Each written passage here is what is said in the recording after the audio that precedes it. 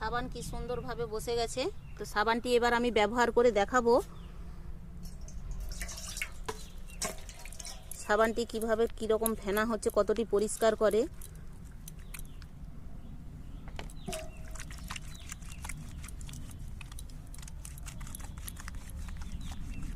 নমস্কার বন্ধুরা, অনিতার কিচেনে আপনাদের সবাইকে স্বাগত জানাই। আজকে আমি একটি সুন্দর সাবানের রেসিপি বানিয়ে দেখাবো। তো আমি এই যে নিম পাতা নিয়েছি। সামনেই গরমকাল, গরমে আমাদের শরীরে চামড়ায় কিন্তু অনেক রকমের খোস পেঁচড়া হয়, ঘামাচি হয়, চুলকনি হয়। তো সেইটি থেকে রক্ষা পেতে কিন্তু আমাদেরকে এই সাবান খুবই সাহায্য করে।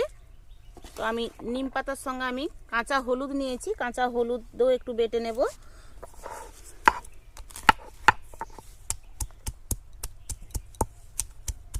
আমি শিলে বেটে নিচ্ছি, আপনারা কিন্তু মিক্সি থাকলে মিক্সিতেও বেটে নিতে পারেন।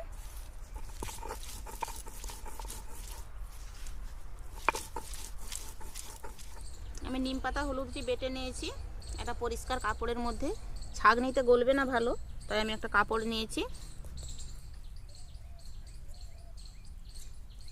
এইভাবে চেপে চেপে আমি রসটিকে নিচুড়ে বের করে নেব। আমি সাবান বানানোর জন্য সাবান বানানোর জন্য দুটো গ্লিসারিনযুক্ত সাবান নিয়েছি। তো সাবান বানাতে গেলে কিন্তু গ্লিসারিনযুক্ত সাবান বা সোপ বেস ছাড়া কিন্তু সাবান বানানো যায় না। বিভিন্ন ধরনের সোপ বেস হয়, আপনার গ্লিসারিন সোপ বেস হয়, গোট মিল্ক সোপ বেস হয়, কোকোনাট মিল্ক সোপ বেস হয়। তো যে কোনো সোপ বেস আপনারা অনলাইনে কিন্তু পেয়ে যাবেন, বা যে কোনো মুদিখানা দোকানে, বড় দোকানে পেয়ে যেতে পারেন। আমি কিন্তু দুটো গ্লিসারিনযুক্ত সাবান কম খরচের মধ্যে নিয়ে আমি কিন্তু এখানে সাবানটি বানিয়ে নিচ্ছি। আমি দেখুন সাবানগুলো ছোট ছোট করে কেটে নিচ্ছি। আমি 4টি সাবানের জন্য 4টি ভিটামিন ই ক্যাপসুল নিয়েছি। এই ভিটামিন ই ক্যাপসুল কিন্তু আমাদের ত্বকের উজ্জ্বলতা বাড়াতে সাহায্য করে। এটি আপনার যে কোনো ওষুধ দোকানে পেয়ে যাবেন আপনারা। আর হলুদ আমাদের অ্যান্টিবায়োটিকের কাজ করে। নিম পাতা আমাদের ত্বকের কিন্তু অনেক রকম খোস পেঁচড়া থেকে শরীরকে, ত্বককে রক্ষা করতে সাহায্য করে। আমি উনুন ধরিয়ে কড়া বসিয়ে নিয়েছি। কড়াইয়ের মধ্যে জল দিব, কারণ ডাইরেক্ট কিন্তু কড়াইয়ের মধ্যে সাবানটি দিয়ে গলানো যাবে না। জলটি দিয়ে দিলাম, জলটি ফুটবে, জল থেকে ভাপ বেরোবে, সেই ভাপের মধ্যেই আমি সাবানটিকে গলাবো। আমি এখানে একটা সসপ্যান নিয়েছি, সসপ্যানের মধ্যে সব সাবান কুচনোগুলো দিয়ে দিলাম। এবার দেখুন জলটি থেকে ভাপ বেরোচ্ছে। তো আপনারা এর মধ্যে স্ট্যান্ড দিয়েও কিন্তু যে কোনো পাত্রের মধ্যে সাবানটা দিয়ে দিতে পারেন, আমার স্ট্যান্ডের দরকার পড়বে না। এই দেখুন সসপ্যানের ডাঁটিটা আছে, তাই ডাঁটিটা আটকে রয়ে গেল। এইভাবে আমি নেড়ে নেড়ে কিন্তু সাবানটিকে খুব ভালোভাবে গলিয়ে নেব। এই দেখুন গলে আসছে,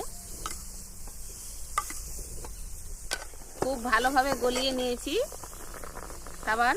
দেখুন আমি এই নিম পাতা হলুদের রসের সঙ্গে ভিটামিন ই ক্যাপসুল যে দিয়েছিলাম খুব ভালোভাবে নাড়িয়ে নিলাম। এবার এর মধ্যে আমি দিয়ে 2 মিনিট মতো ফোটাবো। 2 মিনিট হয়ে গেছে, এবার নামিয়ে নেব। খুব ভালো করে মিক্সড করে নিয়েছি। আমি সাবান বানানোর জন্য অনলাইনে অর্ডার করেছিলাম, মোল নিয়েছি, সাবান বানানো মোল। তো আপনারা অনলাইনে অর্ডার করলে এইভাবে মোল পেয়ে যাবেন। তো না যদি মোল আনেন বা পান, তো এইভাবে বাটিতেও বসাতে পারেন। আমি বাটিতেও কিন্তু বসিয়ে আপনাদেরকে দেখাবো। আমি একটু বাটির মধ্যে কিন্তু একটু ভ্যাসলিন মাখিয়ে দেবো, এই মোল্ডে দেওয়ার দরকার নেই। আপনারা ভ্যাসলিন, বোরোলিন বা নারকেল তেলও দিতে পারেন। এটা কিন্তু গরম থাকা অবস্থায় মোল্ডের মধ্যে দিতে হবে।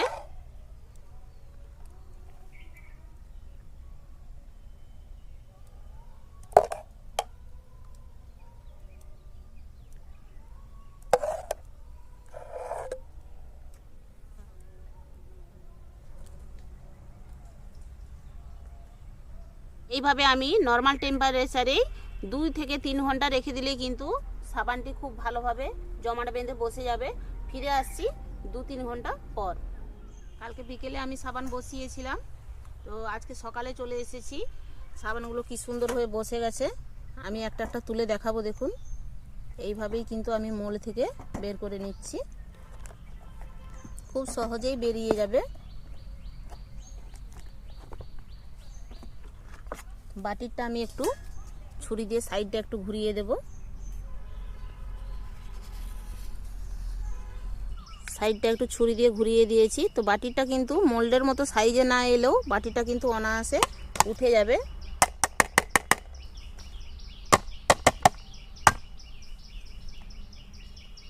বাটিটা আপনার অনায়াসে উঠে গেল, কিন্তু এই মোল্ডের মতো সাইজ নেয়নি। তো সাবানটি এবার আমি ব্যবহার করে দেখাবো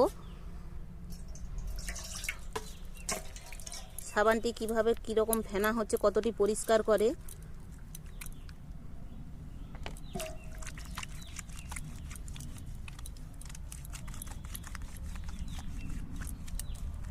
অল্প একটু বুলিয়েছিলাম।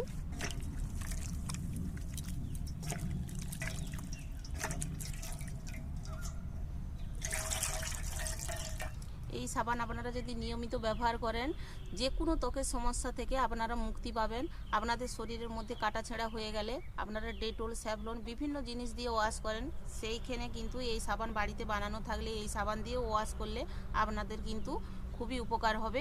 আজকের ভিডিও কেমন লাগলো অবশ্যই কমেন্ট বক্সে কমেন্ট করে জানাবেন। আজকের ভিডিও এখানেই শেষ করছি। ধন্যবাদ।